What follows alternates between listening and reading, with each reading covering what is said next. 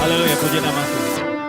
Saudara sungguh bersuka cita siang hari ini, amin. Puji Tuhan, kita akan siapkan hati kita masuk di dalam kebenaran firman Tuhan kembali.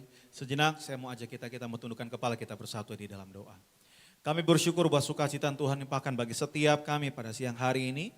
Dan kami rindu lebih lagi untuk diberkati melalui kebenaran firman Tuhan. Karena kami butuh firman-Mu, di dalam firman-Mu ada kuasa, di dalam firman-Mu ada mujizat. Dan di dalam kebenaran firman Tuhan ada jawaban bagi setiap doa-doa kami. Dan kami doa Tuhan pada siang hari beri kami hati seorang murid, telinga seorang murid yang mau diajar, bahkan bertegur oleh setiap firman Tuhan pada siang hari. Berkat yang terkasih, Pendeta Gideon Simanjuntak yang akan menyampaikan firman Tuhan. Setiap firman yang disampaikan tidak akan pernah kembali dengan sia-sia. Akan tertanam di dalam lubuk batin kami dan akan berakar, bertumbuh, bahkan berbuah 100 kali lipat ganda. Dengan hati bersyukur kami sambut firman Tuhan, di dalam nama Tuhan Yesus kami berdoa. Yang bersuka cita siap terima firman Tuhan, sama-sama kita katakan amin. Kita berikan tepuk tangan yang luar biasa buat Tuhan Yesus. Terima kasih Tuhan Yesus.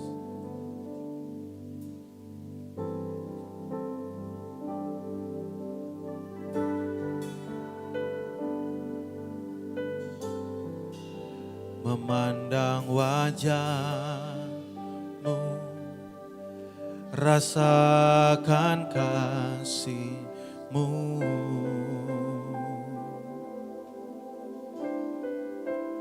tinggal dekat-Mu setiap saat di dalam hidupku.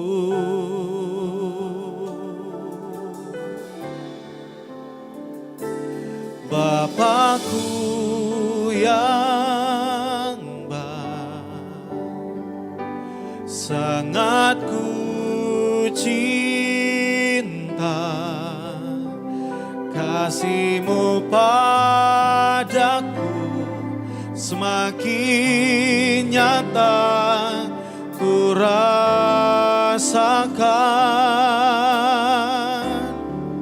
Kaulah Bapakku yang baik, penuh karunia, ku bersyukur selalu kepadamu Bapa.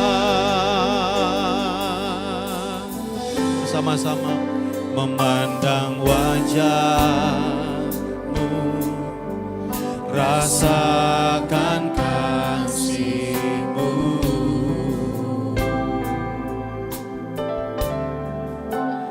tinggal dekat-Mu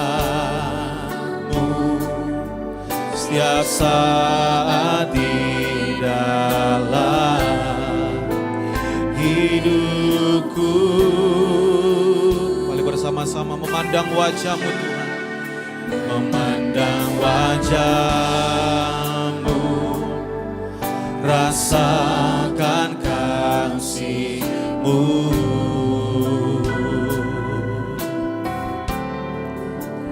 tinggal dekat-Mu setiap saat di dalam hidupku.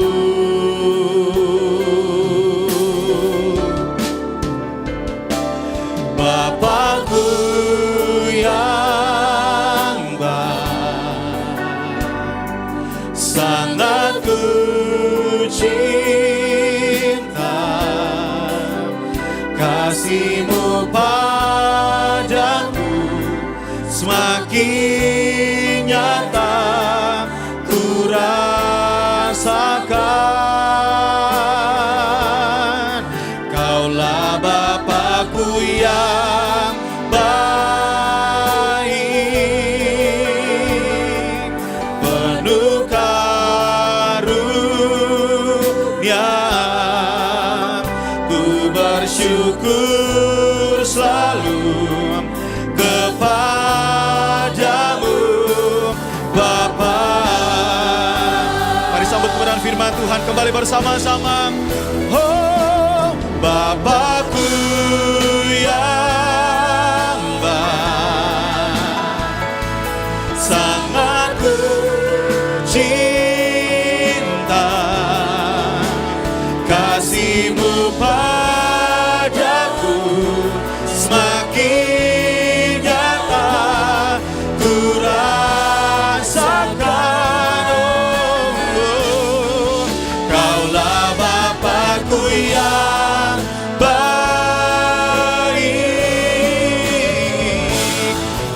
penuh karunia. Ku bersyukur selalu kepadamu Bapa. Inilah pernyataan kami siang hari ini, kami punya Bapa yang baik. Oh, Bapakku yang baik, sangat ku cinta. Kasih-Mu padaku semakin nyata ku rasakan. Oh, Kaulah Bapakku yang baik, penuh karunia. Ku bersyukur selalu kepadamu Bapa.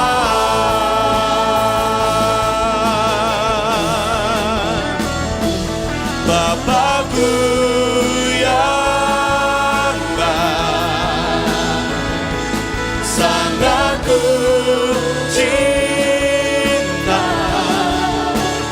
Kasih-Mu padaku semakin nyata ku rasakan. Kaulah Bapakku yang baik, penuh karunia. Ku bersyukur selalu kepadamu Bapa.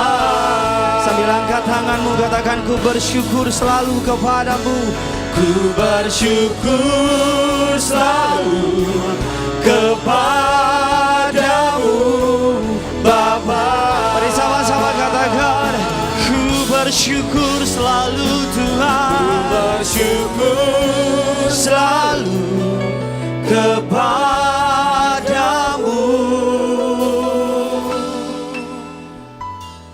Bapa. Dimanapun kau berada, kasih tepuk tangan yang dahsyat, yang luar biasa bagi Tuhan kita. Haleluya. Bapa dalam surga, dalam nama Tuhan kami Yesus Kristus, dengan apa kami dapat balas kebaikan Tuhan, dengan apa dapat kami balas kasih setia Tuhan, dengan apa dapat kami balas pemeliharaan Tuhan. Sungguh kami bangga menjadi umat kepunyaan-Mu. Sungguh kami bangga disebut sebagai milik Kristus. Kami bangga menyebut diri kami sebagai orang-orang Kristen, pengikut Kristus. Kami bangga Tuhan ada di gereja yang benar di akhir zaman. Terima tubuh dan darah Yesus berada di Tiberias. Kami bangga menjadi anak-anak Tuhan. Kami percaya Tuhan, tantangan, rintangan boleh ada. Badai pencobaan boleh silih berganti datang menggoyahkan iman kami. Tapi selama kami terus berpegang kepada Yesus, kami akan melihat guncangan badai tidak akan menghancurkan, tapi akan memurnikan kami. Akan menjadikan kami pribadi yang lebih baik untuk hormat kemuliaan bagi nama Tuhan. Terima kasih, kami telah dengar kabar baik langsung dari gembala sidang kami, bahwa di awal bulan Juli nanti kami kembali akan beribadah secara fisik, secara offline. Tuhan, terima kasih untuk kesempatan yang indah. Kami janji kepada Tuhan, segenap jemaat-Mu yang menonton, kami tidak lagi mau mempermainkan rumah Tuhan. Kami tidak mau lagi sembarangan datang ke rumah Tuhan. Ketika nanti gereja kembali dibuka, kami mau beri yang terbaik. Kami mau menghormati hadirat Tuhan. Doa kami Tuhan, agar siapapun nanti yang hadir pada 5 Juli nanti ketika ibadah dibuka, doa kami dalam nama Tuhan Yesus, kami tolak COVID-19, kami tolak segala yang jahat, sampar penyakit tidak dapat mendekat kepada rumah Tuhan. Kami percaya Tuhan, khususnya ibadah pada siang sore hari ini, urapi hamba-Mu yang telah Kau tibakan di tengah-tengah umat-Mu, urapi dia. Sungguh Tuhan, dengan segenap pengakuan diri, hamba merendahkan diri di hadapan-Mu. Hamba nyatakan, deklarasikan, hamba tidak mampu, hamba tidak bisa tanpa penyertaan Tuhan, tanpa pengurapan Tuhan, hamba tidak dapat melakukan apapun juga. Oleh karena itu, dengan kerendahan hati, urapi hamba-Mu. Setiap kata kalimat berasal dari surga surga. Taruh perkataanmu dalam perkataanku. Taruh isi hatimu dalam hatiku. Taruh kerinduanmu dalam kerinduanku. Agar siapapun, setiap mata yang menonton, setiap telinga yang mendengar, dimanapun mereka berada, di kamar, di rumah, di ruang tamu, dalam perjalanan, dimanapun mereka berada, Jakarta, daerah dalam dan luar negeri, setiap mereka pasti diberkati. Kami patahkan, hancurkan setiap kubu pertahanan yang dibangun untuk menentang pengenalan akan nama Yesus. Kami ikat, kami patahkan, kami hancurkan kuasanya dalam nama Tuhan Yesus. Allah Roh Kudus, sederhanakan firman-Mu masuk ke dalam setiap relung hati umat-Mu. Urapi setiap kami. Jaringan yang kami pakai lancar sempurna. Dalam nama Tuhan Yesus, bagi-Mu hormat, pujian, kemuliaan sampai selama-lamanya. Setiap kita yang siap diberkati firman Tuhan, sama-sama dengan bangga kita katakan, kita kasih tepuk tangan yang luar biasa bagi Tuhan kita, saudara. Silakan duduk kembali, saudara. Haleluya, puji Tuhan. Senang sekali saya bisa kembali melayani saudara, mendatangi setiap rumah, mendatangi setiap pribadi, setiap kamar, setiap tempat dalam ibadah live streaming Gereja Tiberias Indonesia. Terimalah salam dari mimbar ini. Shalom Tiberias. Puji Tuhan, saya lihat masih belum ada yang angkat tangan, masih lebih besar suara saya. Shalom Tiberias. Oh mantap saudara ya, puji Tuhan. Tadi ada banyak jemaat yang masuk melalui via DM saya, WA saya, satu kalimat, puji Tuhan, pakai tanda tanya banyak, semuanya huruf besar saudara ya. Puji Tuhan, tanda tanya banyak, semuanya huruf besar. Bahkan beberapa dari mereka bilang haleluya, Pak Pariaji, Ibu Pariaji telah mengumumkan Gereja Tiberias akan kembali dibuka secara fisik tanggal 5 Juli. Ayo dong yang semangat kasih tepuk tangan dulu buat Tuhan kita ya. Ya saudara yang suka telat ke gereja, bertobat ngana ya. Jangan telat lagi ke gereja. Karena saudara itu gereja ditutup. Oh enggak, bercanda saudara ya. Jadi nanti ibadah akan kembali ada 5 Juli. Saudara nanti bisa lihat jadwal lengkap para pembicara di www.tiberias.or.id. Saudara ya, saudara ya, www.tiberias.or.id. Saudara bisa klik di sana, nanti jadwalnya sudah disusun oleh tim media. Saudara juga bisa melihat nanti saudara jadwal-jadwal lengkap. Tadi sudah diumumkan oleh Gembala Sidang, Bapak dan Ibu Pariaji. Saya selaku humas melanjutkan pengumuman beliau. Saya mau bilang sama saudara, saya mohon mewakili gereja, mewakili pemerintah, saya mohon protokol kesehatan yang telah ditetapkan oleh Kementerian Agama, oleh Kementerian Kesehatan, oleh pemerintah, oleh WHO, tolong dengan amat sangat ditaati. Saudara kami mohon, karena ciri orang Kristen itu orang yang taat sama otoritas. Katakan amin. Ya saudara ya, bangkunya sudah kami susun, kapasitas gereja bukan lagi 50% tapi 30% kapasitasnya, jarak bangku dengan bangku yang lain kurang lebih 1 meter saudara. Untuk anak-anak sekolah minggu disarankan untuk beribadah di rumah. Ada channel YouTube dari Beloved Kids saudara, ada channel YouTube-nya, saudara bisa nonton di sana. Untuk orang tua, warga senior, saudara disarankan ibadah di rumah. Bukan kita nggak mau ketemu sama saudara. Saya aja suruh mama saya, ma jangan ke gereja. Mama saya bilang, mama mau ke gereja. Ma jangan ke gereja. Mama mau ke gereja. Bilang kalau mama ke gereja, nanti jemaat bilang, mamanya pendeta Gideon aja datang, saya juga mau datang. Ya, mama saya nggak ke gereja karena live streaming saudara. Ada live streaming 7 sesi, tetap seperti biasa saudara bisa nonton. Kita doa agar Indonesia segera bebas dari COVID-19 dan kita bisa kembali beribadah seperti sedia kala. Kasih tepuk tangan dulu buat Tuhan kita saudara. Haleluya. Saya sudah habisin 5 menit. Kita cepat saja. Kita buka firman Tuhan. Tema khotbah saya pada pagi hari ini, siang hari ini. Saudara ambil pulpen saudara, ambil catatan saudara. Temanya adalah hidup berfokus pada kekekalan. Apa tema khotbahnya saudara? Saya nggak dengar, sama-sama tolong di sini yang mendengar tolong bantu saya. Apa tema khotbahnya saudara? Ah mantap, itu dia saudara ya. Saya kangen sama suara saudara ya. Biasanya kalau khotbah ini semua ada gitu saudara. Hidup berfokus kepada kekekalan saudara ya. Saya mau bilang sama saudara, kemarin saya khotbah tengah minggu, saudara nggak nanya saya kasih tahu ya. Tengah minggu kemarin saya khotbah tentang menanti pengangkatan. Dan hari ini saya tertarik untuk mengajar saudara untuk mengarahkan pandangan kita kepada kekekalan. Untuk mengarahkan pandangan kita kepada surga. Untuk mengarahkan pandangan kita kepada perkara-perkara surga. Untuk mengarahkan pandangan kita kepada Yesus. Saya rindu agar pandemi ini benar-benar menobatkan kita. Saya rindu agar pandemi ini benar-benar membersihkan kita. Saya rindu agar pandemi ini benar-benar membuat pandangan kita. Saya mau bilang cari duit boleh, harus marah. Karena kalau nggak cari duit Alkitab bilang yang malas jangan boleh makan. Tapi jangan sampai karena cari uang pandanganmu kepada perkara sementara. Kita buka firman Tuhan. 2 Korintus 4 ayatnya yang ke-16 sampai dengan ke-18.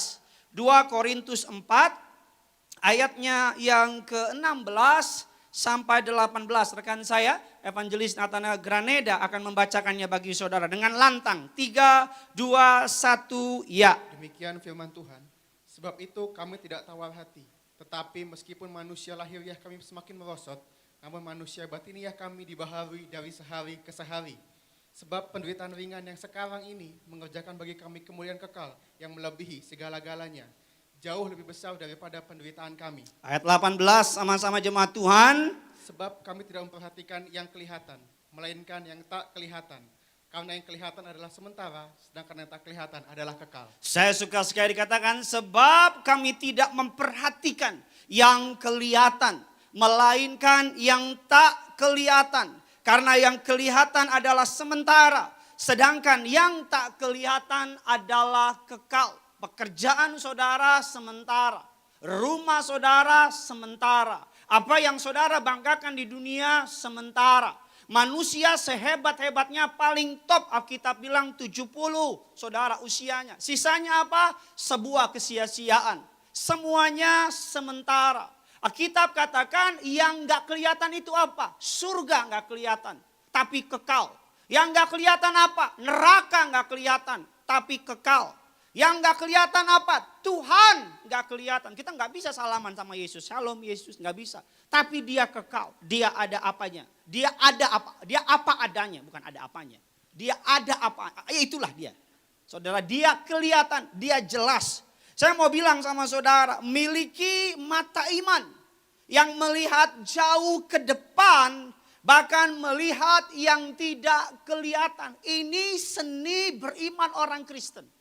Kalau orang dunia hanya melihat apa yang di depan mata. Makanya ketika Tuhan hendak mencari the next king dari Raja Saul, Alkitab katakan bahkan Samuel melihat apa yang di depan mata. Tapi Tuhan melihat jauh lebih dalam dari itu. Makanya saya mau bilang miliki mata iman. Melihat jauh ke depan. Bahkan melihat yang tidak kelihatan. Saya mau bilang sama saudara di pandemi ini. Miliki mata iman. Jangan cuma lihat virusnya. Jangan cuma lihat jumlah positifnya. Jangan cuma lihat berapa ekonomi yang down. Jangan cuma lihat keadaan buruk. Itu penglihatan secara umum. Tapi miliki mata iman. Melihat jauh ke dalam di situ. Ada apa maksud Tuhan? Apa yang Tuhan hendak kerjakan di balik pandemi ini? Apa maksud Tuhan melalui pandemi ini? Setelah pandemi ini berlalu, apa yang Tuhan akan kerjakan? Apa yang akan Tuhan lakukan? Apa yang Tuhan sedang proses melalui pandemi ini? Makanya saya mau bilang, jangan hanya mengandalkan mata jasmanimu melihat apa yang ada. Tapi mata imanmu dibutakan oleh dunia. Miliki mata iman yang melihat jauh ke dalam. Lebih dalam dari itu semua. Biasanya kalau orang studi, melihat skripsi, malasnya minta ampun, tumpukan demi tumpukan. Tapi kalau dia melihat, dia bayangin ketika di wisuda, itu mata iman, wisuda nanti. Melihat jauh ke dalam. Amin saudara. Makanya saya mau bilang sama saudara. Dikatakan saudara, makanya miliki iman, bukan iman Thomas. Thomas itu melihat dulu baru percaya.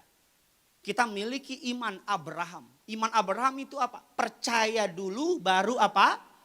Melihat. Kalau Thomas asal kucucukkan tanganku ke dalam lubangnya. Asal kulihat baru aku percaya. Itu Thomas. Saudara. Kalau Abraham disuruh Tuhan pergi. Walaupun Abraham gak tahu. Walaupun Abraham gak tahu tujuannya. Tapi Abraham percaya dulu. Baru melihat. Sama-sama bilang sama saya generasi Abraham. Sama-sama bilang sama saya percaya. Maka saya melihat. Amin. Anak-anak muda engkau yang hari ini baru lulus kuliah dan engkau gak tahu mau buat apa. Bingung, boro-boro mencari pekerjaan, banyak orang dipecat. Percaya dulu, percaya. Tuhan akan pertemukan engkau dengan perusahaan-perusahaan yang jauh dari bayangan saudara. Kemarin ada seorang perempuan, namanya Ibu Shirley Gunawan. Saudara, seorang perantau dari kampung datang ke Jakarta. Saudara, di kantornya dibully abis-abisan. Abis-abisan dibully karena perantau dan sebagainya. Dibully abis-abisan. Ini kerja sebagai seorang lawyer. Melamar beasiswa di Chevening, London, Inggris. Dia konseling sama saya sama istri doa buat dia. Ibu Shirley Gunawan dapat beasiswa di luar negeri. Dia cuma bilang, Pak, menurut manusia nggak mungkin. Menurut keadaan manusia impossible, tidak mungkin. Tapi saya bilang sama dia, miliki iman Abraham. Percaya dulu, baru engkau akan melihat. Katakan amin. Karena banyak orang kalau melihat dulu baru percaya nggak butuh iman, nggak butuh iman. Kalau saudara baru percaya karena melihat nggak butuh iman, semua juga bisa. Tapi Tuhan mau saudara sekalipun kau belum melihat, tapi engkau percaya. Karena kita katakan orang benar hidup oleh karena apa? Iman. Singkat cerita kemarin dia cerita sama saya Pak Pendeta, puji Tuhan. Dari sekian ratus orang yang melamar beasiswa, saya keterima. September ini Pak, saya akan terbang ke Inggris untuk dapat beasiswa. Saya mau bilang sama saudara, percaya dulu, maka Tuhan akan memberi apa yang saudara perlukan. Yang percaya, kasih tepuk tangan dulu buat Tuhan kita saudara. Ibrani 11 ayat yang ke-1 mengatakan demikian. Iman adalah dasar dari segala sesuatu yang kita harapkan. Dan bukti dari apa saudara? Segala sesuatu yang tidak kita lihat. Iman yang membedakan kekristenan dengan orang-orang di lain. Yang membedakan orang percaya dengan orang di luar percaya. Iman. Iman adalah dasar dari segala sesuatu yang kita harapkan. Bukti dari segala sesuatu yang tidak kita lihat. Sekalipun kau belum melihat suamimu ada tanda-tanda pertobatan. Tapi engkau beriman, suamimu akan dijamah Tuhan, akan bertobat. Katakan amin ibu-ibu. Sekalipun istrimu belum ada tanda-tanda mengalami perubahan. Tapi engkau beriman kepada Yesus. Maka Yesus akan jumpai istrimu. Istrimu akan mengalami pertobatan. Katakan amin bapak-bapak. Anak-anak muda. Sekalipun engkau belum melihat ada masa depan. Bukan lagi madesu. Tapi magelap. Madesu itu masa depan suram. Magelap apa? Masa depan gelap. Enggak ada pengharapan. Tapi kalau saudara beriman percaya kepada Yesus. Saya banyak mengikuti pelayanan gembala sidang pendeta Pariaji. Orang-orang dapat beasiswa nongkrong di Paris. Nongkrong di kota-kota besar. Nongkrong di New York. Nongkrong di semua sebut. Nongkrong di Tarutung, di Siantar, Balige, Kabanjahe dan sekitarnya. Ahai. Coba beberapa waktu yang lalu sama istri pergi ke Paris. Nongkrong di sebuah kafe. Di belakangnya Menara Eiffel. Bukan Menara Gardu TPLN, bukan Menara Eiffel. Lagi ngopi sama istri, terus tiba-tiba Tuhan ingetin, istri juga ingetin. Ingat gak berapa puluh tahun yang lalu kita umpil-umpilan sama jemaat. Pak Pariaji bilang, generasi muda punya iman beasiswa, nongkrong di kota-kota besar. Saya sama istri bilang, iya juga ya. Karena doa gembala sidang, kami aminin doa itu. Kami approve, kami oke, yes. Kami ambil iman itu. Dan kami nongkrong di kota-kota besar. Mungkin hari ini engkau dari pelosok daerah. Dan engkau punya mimpi besar ke luar negeri. Kalau engkau punya iman, Tuhan sanggup sediakan yang terbaik buat saudara. Yang percaya kasih tepuk tangan dulu buat Tuhan kita.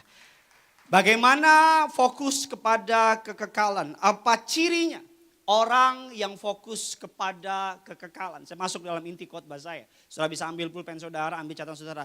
Orang yang fokus kepada kekekalan. Yang pertama, lebih memperhatikan manusia batinia dibanding manusia jasmania. Orang yang memfokuskan diri kepada kekekalan, dia akan lebih mengurusin apa yang di dalam, bukan apa yang di luar. Dia lebih fokus kepada apa yang di dalam. Karena yang Tuhan inginin bukan alismu. Tuhan gak peduli alismu mancang apa tidak, gak peduli. Tuhan gak peduli apakah bulu matamu anti badai atau anti apapun. Yang Tuhan peduli hatimu. Yang Tuhan cari hatimu. Dia mati di kayu salib bukan supaya alismu tebel. Enggak.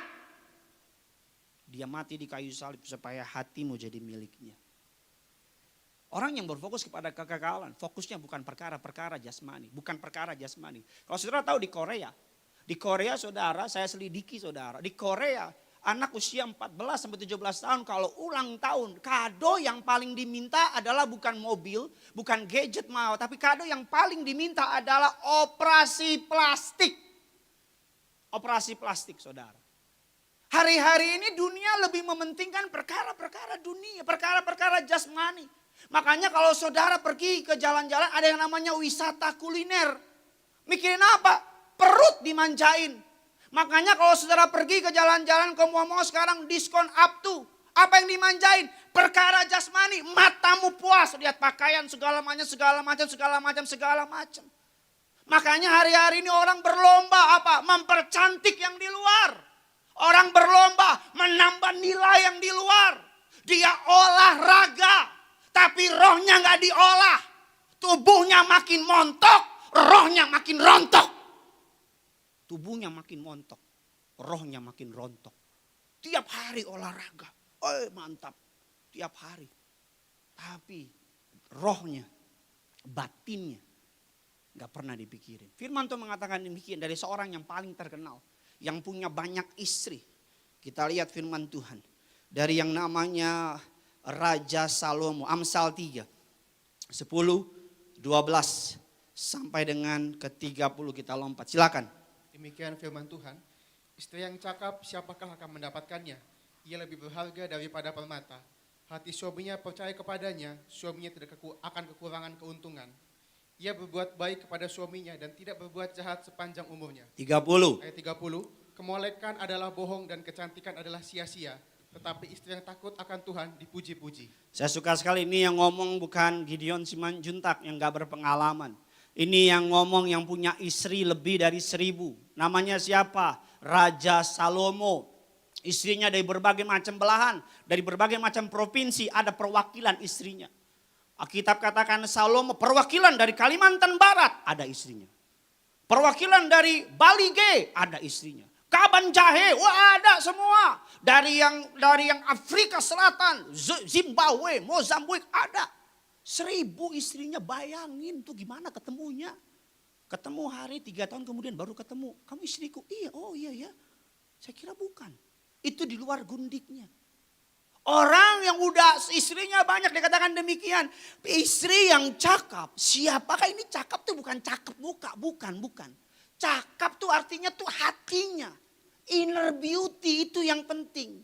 Bukan outside beauty. Makanya ada iklan kan. Healthy inside. Apa lanjutannya?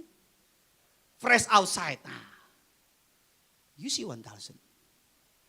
Kalau ininya benar. Ini hatinya benar.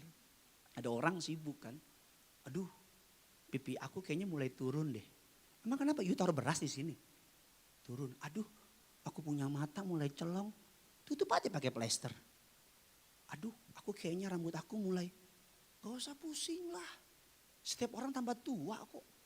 Orang sibuk pakai barang-barang branded. Barang-barang branded. Pakai tas yang mahal-mahal. Ya kan, ada orang bilang mau tahu itu tas palsu, tas asli.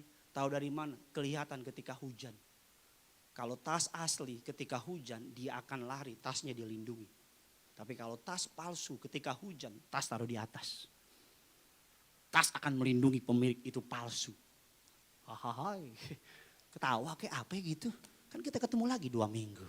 Engkau dan aku bersama-sama. Cailah, udah dikasih kode aja, baru juga khotbah bos. Kode-kode angkat tangan aja. Ya kan saudara, kalau tas asli, di gereja walaupun gak ada bangku, di pangku. Asli. Kalau tas palsu, di bawah. Ya kan, Louis Vuitton. Bukan pakai, tapi pakai P, piton, ular. Louis Vuitton, ular piton, tuk-tuk gitu.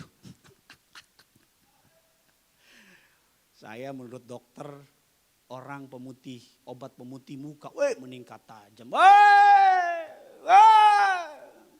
Meningkat tajam, mukanya putih, sininya hitam.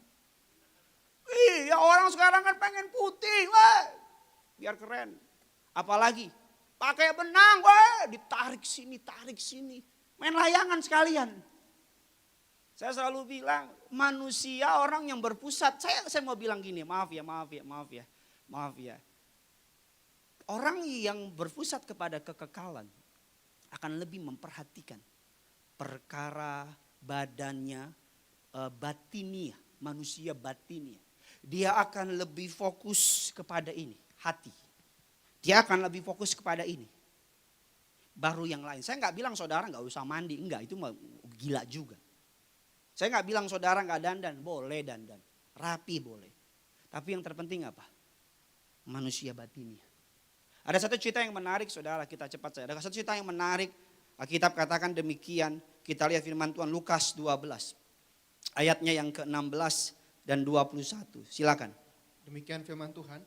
Kemudian ia mengatakan kepada mereka suatu perumpamaan. Katanya, ada seorang kaya, tanahnya berlimpah-limpah hasilnya.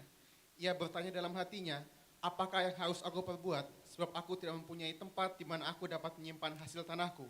Lalu katanya, inilah yang akan aku perbuat. Aku akan merombak lumbung-lumbungku dan aku akan mendirikan yang lebih besar.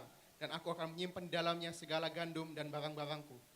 Sesudah itu aku akan berkata kepada jiwaku, jiwaku ada padamu banyak barang, tertimbun untuk bertahun-tahun lamanya, beristirahatlah, makanlah, minumlah, dan bersenang-senanglah. Tetapi firman Allah kepadanya, hai engkau orang bodoh, pada malam ini juga jiwamu akan diambil daripadamu. Dan apa yang telah kau sediakan untuk siapakah itu nanti? Demikianlah jadinya dengan orang yang mengumpulkan harta bagi dirinya sendiri, jikalau ia tidak kaya di hadapan Allah. Aduh, ini ayat keras ya. Ayat 21, demikianlah dikatakan jadinya dengan orang yang mengumpulkan harta bagi dirinya sendiri, jikalau ia tidak kaya di hadapan Allah. Saya suka sekali mengumpulkan harta bagi dirinya sendiri, jikalau ia tidak kaya di hadapan Allah. Alkitab katakan orang kaya yang bodoh. Kenapa dikatakan, saya nggak bilang orang kaya semua bodoh, enggak. Tapi saya bilang Alkitab ini kasih gambaran orang kaya yang apa? Yang bodoh. Kenapa bodoh? Karena yang pertama prioritasnya orang kaya ini prioritasnya adalah materi. Prioritasnya adalah harta. Makanya Alkitab bilang bodoh. Kurang jelas. B-O-D-O-H. Dibaca bodoh. Kalau saudara cari uang untuk kemuliaan Tuhan, pinter.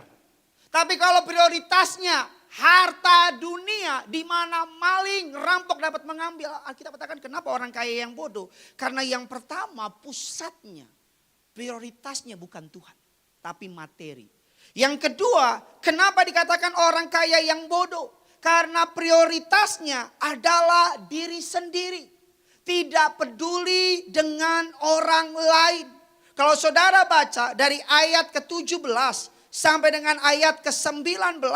Dikatakan dari ayat ke-17 sampai dengan ayatnya ke-17. Ia bertanya dalam hati, apakah yang harus aku perbuat? 1, sebab aku. 2, tidak mempunyai tempat di mana aku. 3, dapat menyimpan hasil tanahku. 4, lalu katanya inilah yang akan aku perbuat. 5, aku akan merombak. 6 lumbung-lumbungku, 7 dan aku akan mendirikan, 8 dan aku akan menyimpan di dalamnya, 9 segala gandum dan barang-barangku, 10 sesudah itu aku akan, 11 berkata kepada jiwaku, 12 jiwaku ada padamu, 13 dalam 3 ayat ada kata 13 kali kata aku. Orang kaya yang bodoh karena prioritasnya dirinya sendiri bukan Tuhan. Enggak mikirin orang lain. Dari 17 sampai 19. Belum pernah Alkitab mencatat 13 kali kata aku di situ. Salah satu penyembahan tertua di dunia adalah penyembahan apa? Keakuan. Saya percaya pandemi ini harusnya mengajarkan kita untuk apa? Untuk sadar gitu. Untuk sadar. Seketika Tuhan izinkan kita di stop, bisnis kita semua di stop. Agar kita tahu fokus kita jangan diri kita gitu. Fokus kita kepada Tuhan. Kenapa dikatakan orang kaya yang bodoh? Karena fokusnya dirinya sendiri. Sekali lagi jangan salah paham. Saudara doing business silahkan. Tapi jangan diri saudara aja. Ada padamu orang-orang di sekitar saudara yang perlu saudara tolong. Ada orang di sekitar saudara yang perlu saudara berkati. Yang ketiga, mengapa orang kaya dikatakan ini orang kaya yang bodoh? Yang pertama dikatakan karena fokusnya, prioritasnya pertama materi. Yang kedua karena dirinya sendiri. Yang ketiga fokusnya karena kenapa saudara? Masa kini. Bukan bicara surga. Dia berpikir hartanya yang banyak itu akan dia simpan di suatu tempat. Dia taruh di suatu tempat. Dia nggak memikirkan ngumpulin harta di surga. Dia yang memikirkan ngumpulin harta di bumi. Dia hanya pikir, makanya Alkitab katakan musuh terbesar dari kekristenan bukan iblis, tapi cinta akan uang. Musuh terbesar dari kekristenan adalah uang. Akibat cinta akan uang banyak orang jatuh ke berbagai macam pencobaan. Alkitab yang bilang bukan saya. Alkitab katakan uangnya nggak masalah, tapi love of money, cinta akan uang. Yang akan membuat saudara jauh dari Tuhan. Engkau melayani, mulai hitung-hitungan sama Tuhan. Engkau beri persembahan, mulai hitung-hitungan sama Tuhan. Engkau nyumbang ke gereja, mulai hitung-hitungan sama Tuhan. Engkau nolong orang, mulai hitung-hitungan. Saya mau tanya, sederhana. Kalau saudara ada orang kasih uang sama saudara, pecahan 10.000, pecahan 50.000, pecahan 100.000. Saudara pilih yang mana? Saudara bisa ambil. Saya yakin tanpa perlu disurvei semua pasti pilih pecahan 100.000. Karena kita pasti pengen ambil yang paling tinggi. Tapi kalau pertanyaannya dibalik, pecahan 50.000, pecahan 10.000, pecahan 50.000, pecahan 100.000. Kalau saudara harus kasih sama orang lain, saudara kasih yang mana? Enggak, jangan pula-pula belaga pilon. Kalau saya kasih uang, pecahan 10.000, pecahan bisa ke bawah dikit, 10.000, 20, 50, 100.000. Saudara pasti pilih 100.000. Tapi giliran dibalik, saudara harus kasih ke orang. Pacaran mana yang saudara kasih? Pak Pendeta ada 1.000 enggak Pak Pendeta? Enggak usah 10.000, 1.000 Pak Pendeta ini 1.000 nih buat orang. Kalau untuk diri sendiri, kita mau yang paling besar. Kalau bicara cuan untuk diri sendiri, kita mau yang paling tinggi. Tapi dan kasih ke orang, kita mulai cari. Aduh, mah ada koin gak koin? Giliran kotak kolektor lewat, saya gak bicara uang ya. Gak bicara uang sama sekali. Giliran kotak kolektor lewat. Mana nih? Pura-pura ngasih padahal gak ada isinya. Kalau buat diri sendiri, kita mau yang paling gede. Tapi buat kasih sama orang, kita mikir yang paling kecil. Karena pusat kita, masa kini, bukan kekekalan. Yang keempat, kenapa dikatakan orang kaya yang bodoh?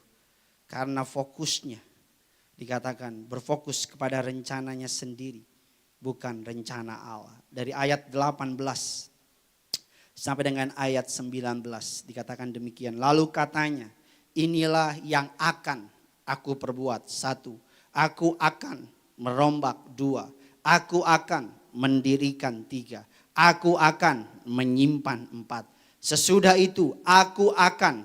5, Kenapa dibilang orang kaya yang bodoh? Karena yang pertama prioritasnya adalah harta. Kenapa dibilang orang kaya yang bodoh? Karena yang kedua prioritasnya adalah dirinya sendiri. Kenapa dibilang orang kaya yang bodoh? Yang ketiga karena prioritasnya adalah masa kini bukan kekekalan. Yang keempat, kenapa dibilang orang kaya yang bodoh? Karena fokusnya pada rencananya sendiri. Bukan kepada rencana Tuhan. Aku akan buat ini. Aku akan buat ini tanpa dia tahu. Memangnya punya waktu dia. Memang yang punya timeline waktu dia. Kalau Tuhan mau ambil nyawamu hari ini bisa ngomong apa? Makanya kita katakan dalam kitab Yakobus. Kalau engkau ingin membuat rencana. Sekiranya Tuhan mengizinkan. Aku akan buat ini. Aku akan buat ini. Aku akan buat ini. Aku akan buat ini. Orang kaya ini menepikan keagungan Tuhan berkata. Aku akan buat ini. Aku akan buat ini. Setelah gue mau buat ini. Maka saya mau bilang sama saudara. Kenapa dikatakan orang kaya yang bodoh? Karena dia berfokus kepada rencana. Kalau saudara punya rencana, bawa rencanamu sama Tuhan dan berkata, Tuhan, this is my plan. Ini rencanaku. Kalau Tuhan izinkan, aku mau buat ini, aku mau buat ini, aku mau buat ini. Beberapa waktu yang lalu saya punya kerinduan, doa, ingin melanjutkan studi lebih lanjut. Doa dan sebagainya, berdoa, bergumul, ngobrol sama istri. Patokan saya sama istri gembala sidang. Karena gembala sidang dipakai Tuhan. Ngobrol sama gembala sidang, puji Tuhan. Gembala sidang sangat mendukung, bahkan gembala sidang memberkati studi saya lanjutnya. Beliau akan memberkati dan sebagainya. Merencanakan, melibatkan Tuhan. Karena Tuhan tahu masa depan, kita enggak tahu masa depan. Yang kedua, kita cepat saja, waktu saya tinggal 10 menit. Apa yang bisa kita pelajari orang yang memfokuskan diri kepada kekekalan? Yang pertama, orang yang memfokuskan diri kepada kekekalan, saya pelajari dikatakan lebih memperhatikan manusia batinia dibanding manusia jasmania. Yang kedua, orang yang memfokuskan kepada kekekalan, apa cirinya? Yesaya 40, ayat yang ke-29 sampai dengan ayat yang ke-31. Yesaya 40, 29 sampai dengan ke-31. Silakan. Demikian firman Tuhan, Dia memberi kekuatan kepada yang lelah dan menambah semangat kepada yang tiada berdaya. Orang-orang muda menjadi lelah dan lesu dan taruna-taruna jatuh tersandung. Tetapi orang-orang yang menanti-nantikan Tuhan mendapat kekuatan baru. Mereka seumpama raja wali yang naik terbang dengan kekuatan sayapnya. Mereka berlari dan tidak menjadi lesu. Mereka berjalan dan tidak menjadi lelah. Orang yang berfokuskan kepada kekekalan yang pertama memperhatikan manusia batinia. Saudara jangan hanya memperhatikan penampilan outside saudara. Perhatikan hatimu. Tubuh kalau nggak dikasih makan lemas, apalagi roh saudara. Kalau nggak dikasih firman Tuhan. Yang kedua ciri orang yang memfokuskan diri kepada kekekalan. Saya selalu bilang kita ini makhluk Tuhan. Kita ini harus mengarahkan pandangan kita, goal kita, prioritas kita, arah dari kebijakan kehidupan kita, arah rumah tangga kita, arah masa depan kita, arah kehidupan kita, bisnis kita, karir kita. Jangan mengarahkan kepada perkara dunia, arahkan kepada kekekalan. Karena kalau arahnya kepada kekekalan kita akan sadar apakah yang saya lakukan memuliakan Tuhan. Apakah yang saya perbuat mengglorify nama Yesus. Apakah yang saya lakukan membuat nama Yesus makin terkenal. Apakah yang saya lakukan mendatangkan sukacita bagi orang. Kalau mengarahkan kepada kekekalan. Saya percaya Tuhan akan tuntun saudara. Kalau tujuannya untuk memuliakan nama Tuhan. Maka segenap fasilitas surga. Segenap sumber daya surga akan dicurahkan untuk dukung saudara. Katakan amin. Yang kedua cirinya apa? Orang-orang yang menantikan Tuhan. Orang yang berfokus kepada kekekalan cirinya apa? Menanti-nantikan Tuhan. Sama-sama bilang sama saya menanti-nantikan Tuhan. Lebih semangat lagi 3, 2, 1 ya. Menanti-nantikan apa saudara? Tuhan. Bagaimana caranya menanti-nantikan Tuhan? Orang yang fokusnya kepada kekekalan. Mereka akan rindu kepada kehadiran Tuhan. Mereka akan seperti, Daud mengatakan demikian, seperti rusa merindukan sungai. Daud mengatakan demikian, demikianlah jiwaku seperti tanah kering yang rindu datangnya hujan. Wih, Daud poetis banget sama Tuhan. Daud berkata kepada Tuhan apa? Ambil semuanya tapi jangan rohmu kau ambil daripadaku. Menanti-nantikan Tuhan. Dengan cara apa menanti-nantikan Tuhan? Saya pelajari dengan hidup suka beribadah. Dengan cara apa? Doa dan firman. Doa dan firman. Orang-orang yang menanti-nantikan Tuhan, fokusnya, pusatnya adalah Tuhan. 1 Timotius 4, 8 dan 9. Kita cepat saja. Silakan 1 Timotius 4, 8 dan 9. Demikian firman Tuhan, latihan badani terbatas gunanya, tetapi ibadah itu berguna dalam segala hal, karena mengandung janji, baik untuk hidup ini maupun untuk hidup yang akan datang. Perkataan ini benar dan patut diterima sepenuhnya. Latihan badani terbatas gunanya.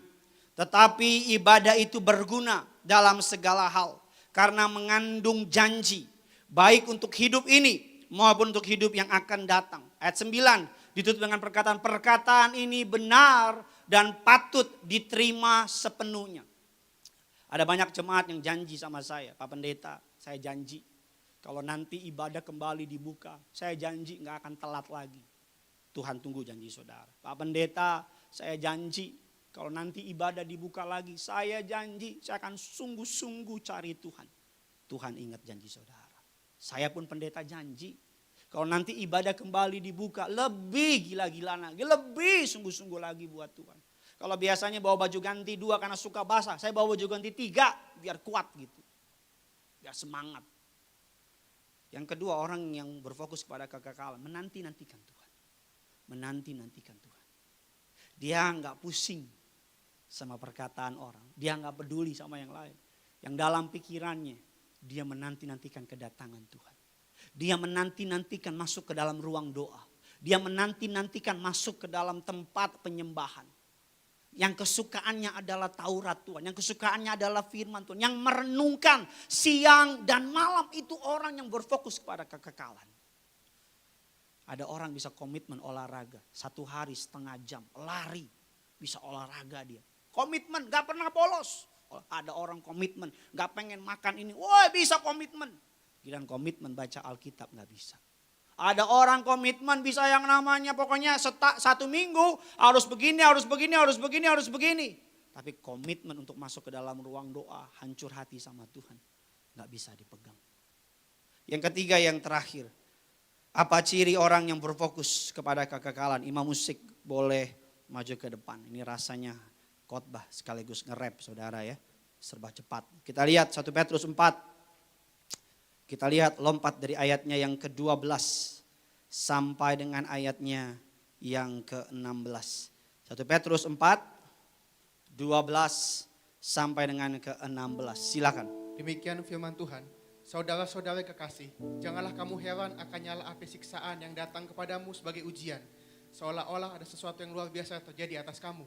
Sebaliknya bersukacitalah sesuai dengan bagian yang kamu dapat dalam penderitaan Kristus. Supaya kamu juga boleh bergembira dan bersukacita pada waktu Ia menyatakan kemuliaannya. Berbahagialah kamu jika kamu dinista oleh karena nama Kristus. Sebab roh kemuliaan, yaitu roh Allah, ada padamu. Janganlah ada di antara kamu yang harus menderita sebagai pembunuh atau pencuri atau penjahat atau pengacau. Tetapi jika ia menderita sebagai orang Kristen, maka janganlah ia malu. Melainkan hendaklah ia memuliakan Allah dalam nama Kristus itu. Bagaimana orang yang hidupnya berfokus kepada kekekalan? Yang pertama, lebih memperhatikan manusia batinia daripada manusia jasmania. Yang kedua, orang yang berfokus kepada kekekalan, sifat hatinya menanti-nantikan Tuhan. Alkitab katakan jiwaku merindukanmu. Jiwaku merindukanmu. Ya Allah yang hidup. Jiwaku haus kepadamu. Ya Allah yang hidup. Rapnya suka sekali saya katakan. Ku bersyukur kepadamu, sumber pengharapanku, penolongku, ya Allahku, tiada yang sepertimu. Itu Daud mengatakan jiwaku menanti-nantikan Tuhan. Saya teringat ketika saya pertama kali melayani Tuhan. Selesai pulang pelayanan hari Minggu, saya gak mau keluar dari gereja. Sampai koordinator bilang, kok kamu nggak pulang? Saya bilang, Pak, bisa nggak pelayanan lagi? Terus koordinator bilang, ini udah malam, mau pelayanan apa lagi? Habisnya kalau pelayanan rasanya kayak waktu tuh cepet banget Kak. Pulang ke rumah tuh lemes karena pulang pelayanan, ya gimana? Senin kayaknya lama, tapi kalau udah Jumat semangat. Saya pulang ke rumah Jumat nih, mama saya saksinya, baju di rumah saya cuci sendiri. Malam minggu saya setrika sendiri, saya gantung. Jubah choir saya gantung. Minggu pagi kumpul jam 11, Tuhan saksinya jam 10. Saya udah muncul, tunggu di situ. Pelayanan. Orang boleh 2 sesi, saya minta 3 sesi. Bahkan pagi saya choir dulu di tempat lain. Teriak-teriak. Dulu sama teman-teman kalau jadi choir ya, kalau nggak keringetan belum sah jadi choir. Semangat pelayanan.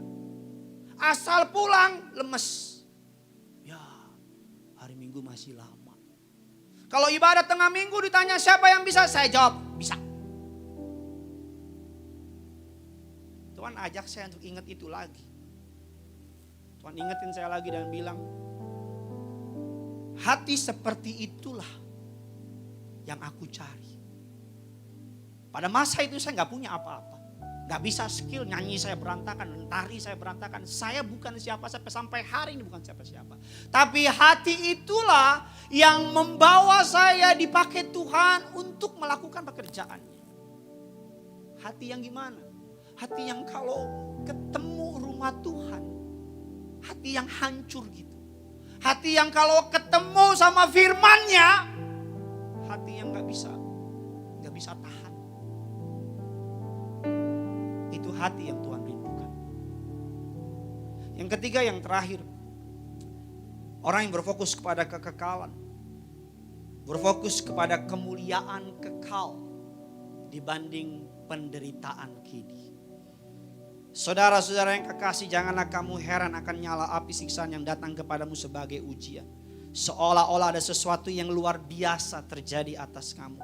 Ayat 13, sebab sebaliknya bersukacitalah sesuai dengan bagian yang kamu dapat dalam penderitaan Kristus, supaya kamu juga boleh bergembira dan bersukacita pada waktu Ia menyatakan kemuliaan. 14, saya suka sekali dikatakan demikian. 14, saya garis bawahin.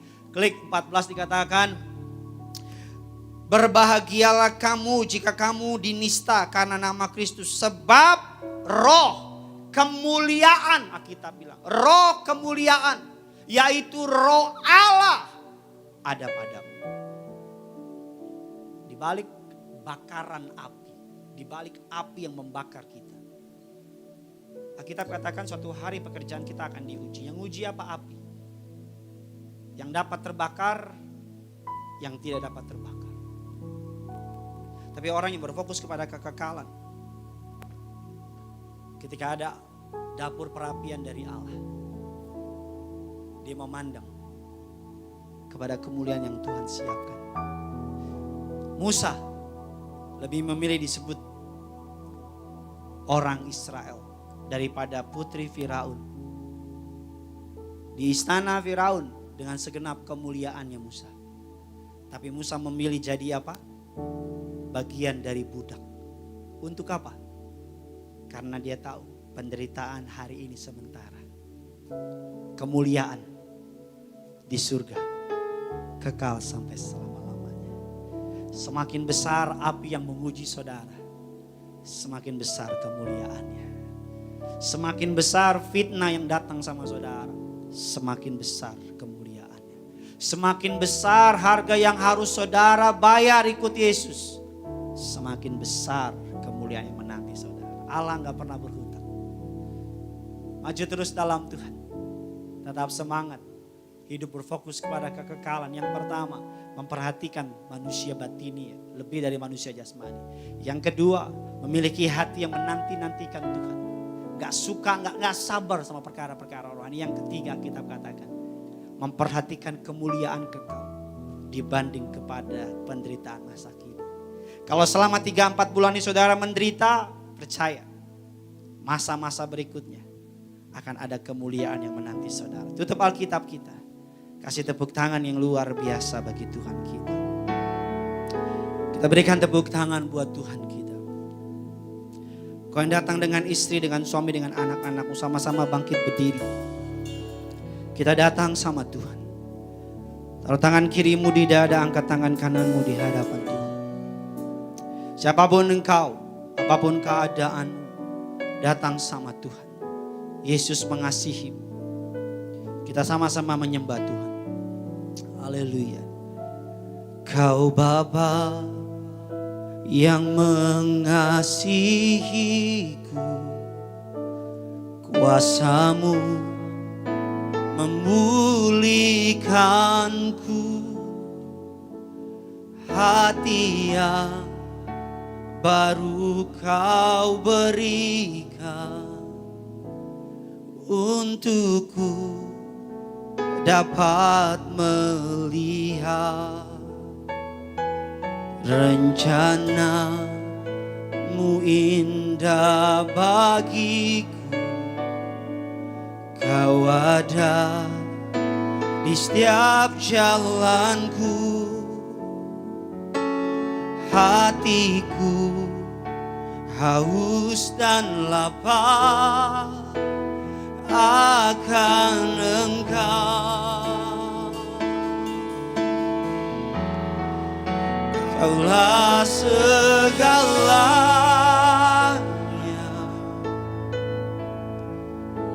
di dalam hidupku,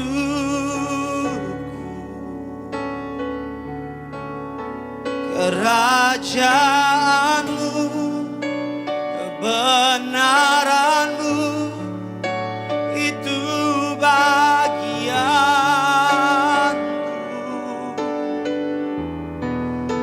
Kaulah yang kupandang selama hidup. Wajar kami mengasihi-Mu, memuliakan-Mu, Bapa dan Rajaku. Bersama-sama katakan Kau Bapa. Kau Bapa yang mengasihi. Katakan kuasa-Mu, memulihkan. Sambil angkat tanganmu katakan hati yang baru. Hati yang baru Kau beri. Dengan imanmu untuk ku dapat melihat. Mari Pak, mari Bu, katakan rencana-Mu. Rencana-Mu indah bagiku. Kau ada di setiap jalanku, hatiku haus dan lapar akan Engkau. Mari bersama-sama Tiberias. Kaulah segalanya di dalam hidupku.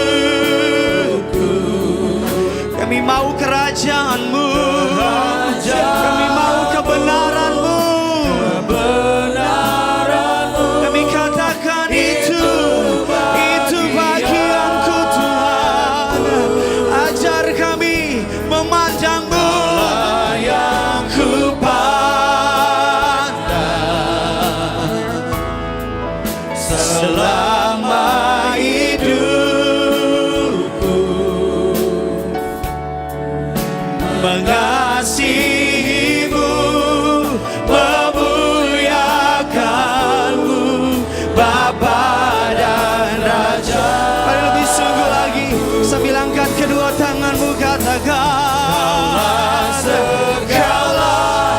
Kaulah segalanya Tuhan. Di dalam Ajar kami mengatakan dengan iman, ajar kami melakukan dengan perbuatan. Raja Itu bagianku, kebenaran-Mu. itu bagianku. Kaulah yang ku pandang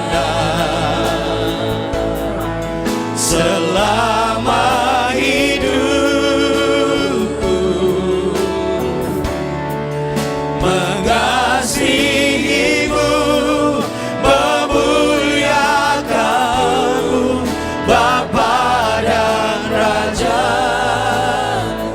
Biarkan saya Pendeta Renol angkat lagu ini, saudara berdoa sama-sama. Segalanya Katakan di dalam hidupku. di dalam hidup, Masing-masing setiap saudara yang menonton berdoa sama Tuhan. kerajaan Bilang sama Tuhan, aku dengar firman. kebenaranmu, Biar kebenaran kerajaan itu bagianku.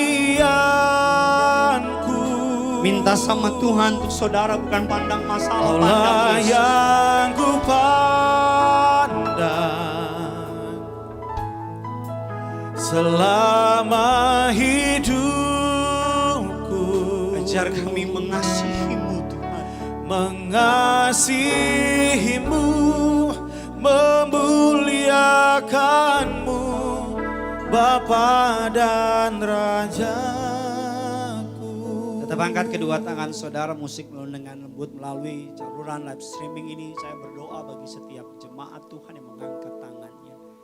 Tuhan mau saudara dan saya berfokus kepada kekekalan dunia sementara.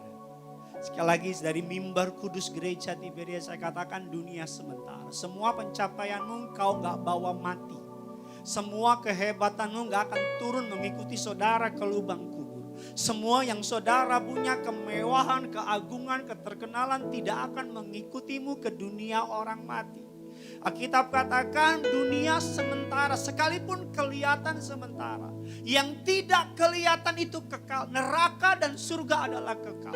Lagi-lagi hati saya hancur untuk jemaat. Lagi-lagi saya mengingatkan kepada jemaat Tuhan. Jangan terlalu sibuk menghabiskan waktumu untuk perkara-perkara dunia. Sampai engkau lupa mempersiapkan dirimu untuk masuk ke dalam kekekalan.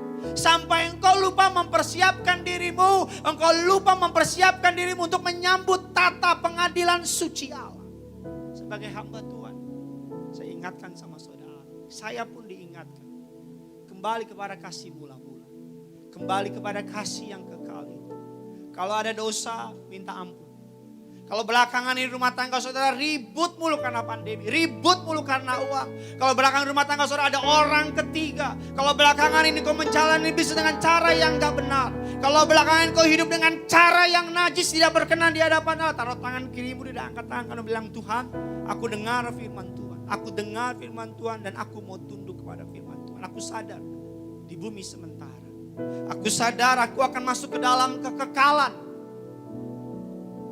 Dan hari ini aku memohon kuasa darahmu yang kudus. Darah Yesus itu. Hari ini aku mengangkat tanganku memohon kuasa pengorbanan anakmu yang tunggal di atas kayu salib. Aku klaim dalam nama Yesus.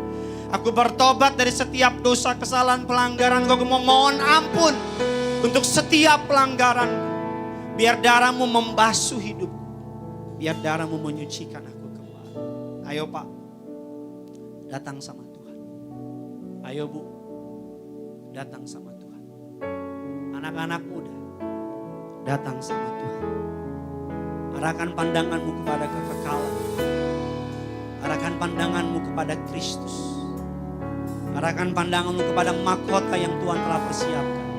Tetapi kami tidak memperhatikan apa yang kelihatan, karena yang kelihatan adalah sementara. Tapi kami memperhatikan apa yang kekal, yang tidak kelihatan. Karena yang tidak kelihatan adalah kekal. Sekalipun aku tidak dapat melihat Yesus, tapi aku melihat dengan imanku, percaya Yesus ada dan akan memberi upah sesuai dengan apa yang aku lakukan. Aku percaya Yesus ada, Dia Tuhan dan akan datang kedua kali sebagai Raja. Akan menghakimi setiap kami. Hamba berdoa, hamba terbatas oleh waktu, dalam nama Bapa, Putra dan Roh Kudus. Angkat kedua tangan saudara, arahkan kepada TV saudara. Hamba berdoa dalam nama Yesus, dengan anugerah yang Tuhan berikan kepada hamba untuk melayani hari ini. Hamba berdoa setiap kami, bahkan sekalipun kami yang melayani, kiranya kami mengarahkan pandangan kami kepada kekekalan, kepada kekekalan, kepada kerajaan surga. Kiranya kami mengarahkan pandangan kami kepada iman, kepada Kristus yang menuntun kami kepada surga. Kami berdoa kalau selama ini langkah kami menuju kepada api neraka, ampuni dosa, kesalahan, pelanggaran kami, tahirkan kami menurut kasih anugerah-Mu yang begitu besar. Hari ini kami bawa istri kami, suami kami, anak-anak keluarga kami, segenap orang yang kami kasihi. Kami letakkan di bawah kaki-Mu yang kudus. Kami memohon anugerah-Mu melimpah atas kami. Kuasa darah-Mu kembali menyucikan, menguduskan kami. Roh Kudus yang manis masuk ke dalam hati-Mu, masuk ke dalam setiap pribadi. Hamba berdoa, meteraikan firman-Mu bertumbuh, berakar, berbuah menjadi rema. Kami akan menerima sakramen di air zaman tubuh dan darah Yesus. Namun terlebih dahulu kami rindu memberkati pekerjaan Tuhan. Kami sadar berapapun yang kami beri tidak dapat membalas kebaikan Tuhan. Tapi kami memberi sebagai wujud kami mengasihi Tuhan. Kami tahu kami tidak memberi pun Tuhan tetap mengasihi. Tapi kami mau taat kepada firman-Mu, kami beri. Kami sadar bukan supaya Tuhan balas berapa kali ganda. Tapi kami memberi karena kami tahu apa yang kami punya berasal dari Tuhan dan kami kembalikan kepada Tuhan. Setiap tangan-tangan yang memenuhi hamba berdoa. Di tengah masa sukar mereka tidak mengalami kesukaran. Di tengah masa kekurangan justru mereka berkelimpahan. Di tengah masa sulit mereka akan melihat tangan Tuhan yang kuat memberkati, mencukupi apapun yang mereka perlukan. Di dalam nama Bapa, Putra dan Roh Kudus kami bawa persembahan kami, sucikan, kuduskan. Menjadi alat-Mu yang tangguh bagi pelebaran kerajaan surga. Dalam nama Tuhan Yesus sama-sama kita yang siap memberi, kita katakan, selamat memberi, Tuhan Yesus memberkati.